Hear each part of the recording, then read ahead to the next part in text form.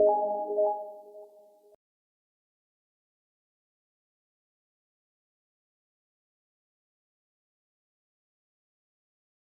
Guys, what's up. बहुत दिनों से मैं एक ऐसे वीडियो को बनाने की कोशिश में था जिसका एक अनाउंसमेंट हो, जिसकी एक सीरीज़ बने और आप उसमें लगातार एक इंटरेस्ट को बना के रखें। Yes, for the candidates and उन लोगों की डिमांड के ऊपर कि ऑप्शनल की इम्पोर्टेंस क्या होती है, पब्लिक एडमिनिस्ट्रेशन जो ऑप्शनल है वो इजी है या हार्ड है, उस ऑप्शनल से मार्क्स कितने आ सकते हैं और उस ऑप्शनल की यूटिलिटी क्या हो सकती है, इस पूरी की पूरी प्रोसेस को इजी बनाने के लिए। तो ऑप्शनल अपने आप में ही एक बहुत बड़ा क्वेश्चन मार्क होता है सिविल सर्विसेज की सक्सेस को लाने में, और 500 मार्क्स का आज की डेट में ये वेट रखता है पूरी की पूरी प्रोसेस के अंदर। तो मैं पब्लिक एडमिनिस्ट्रेशन पढ़ाता हूँ और ये पब्लिक एडमिनिस्ट्रेशन ऑप्शनल टिल 2011 तक बहुत पॉपुलर हुआ करता था, लेकिन उसके बाद में डिफ़िकल्टी लेवल इसका थोड़ा सा बढ़ गया।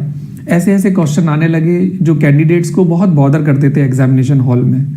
फिर 2015 के बाद again this optional saw light of the day, और अगेन ये एक ऐसा ऑप्शनल बन गया जो इजी तो था ही, लेकिन लोगों को बहुत इजीली सक्सेस दिला पा रहा था। इट मीन्स मार्क्स अच्छे आ जाते थे, 3 या 4 महीने में इस ऑप्शनल के अंदर में ग्रिप आ जाती थी और जीएस के साथ में ये सब्जेक्ट बहुत ही जेल वेल हो पाता था। बट इसके साथ साथ में यदि कोई आपको ऐसा टीचर मिले जो आपके साथ में एक फ्रेंडशिप बॉन्ड बना पाए, चीज़ों को उस तरीके से बता पाए जैसे बचपन में हमें ABCD सिखाई जाती थी और वो हमें हमेशा के लिए याद हो गई, तो पब्लिक एडमिनिस्ट्रेशन ना आपको एक सफलता दिला पाएगा सिविल सर्विसेज में, बट आपको आगे के लिए भी थोड़ा सा लाइफ के बारे में समझा पाएगा। इसके अंदर में स्कॉलर्स के थॉट का बहुत बड़ा खजाना छुपा हुआ है, और मैं अपने वीडियोज़ की शुरुआत यानी कि इस अनाउंसमेंट वीडियो के बाद में जो भी होगी उसमें जैसे एक छोटा सा वीडियो होगा what is public administration, then उसके बाद नेक्स्ट वीडियो होगा कि पब्लिक एडमिनिस्ट्रेशन का बर्थ कैसे हुआ, क्यों हुआ, वुड्रो विल्सन कौन थे, क्या क्या उनकी लाइफ में हुआ, उनका एक छोटा सा बैकग्राउंड।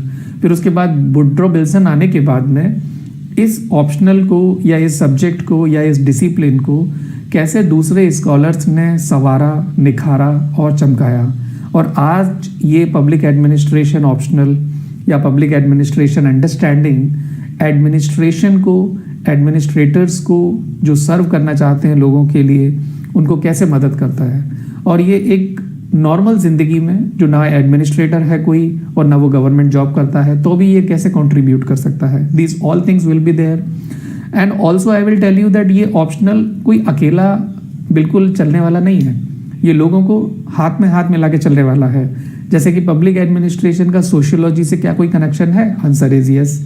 क्या पब्लिक एडमिनिस्ट्रेशन का पॉलिटिकल साइंस से कोई कनेक्शन है? बिल्कुल है।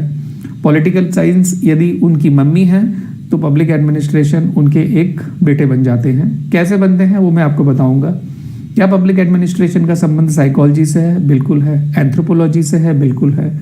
तो ये पब्लिक एडमिनिस्ट्रेशन जैसे एक नाम रखा हुआ है, लेकिन यदि हम इसको पूरे के पूरे स्पेक्ट्रम में देखेंगे तो ये बिल्कुल अलग नहीं है, जस्ट एक बहुत बड़ी पिक्चर का छोटा सा हिस्सा है जिससे पूरी की पूरी पिक्चर समझ में आने की एक संभावना बनती है। So what's more to say, keep your finger crossed for all the videos in series for public administration coming very soon by me. Till then, bye bye, see you very very soon and all the very best till that time. Okay.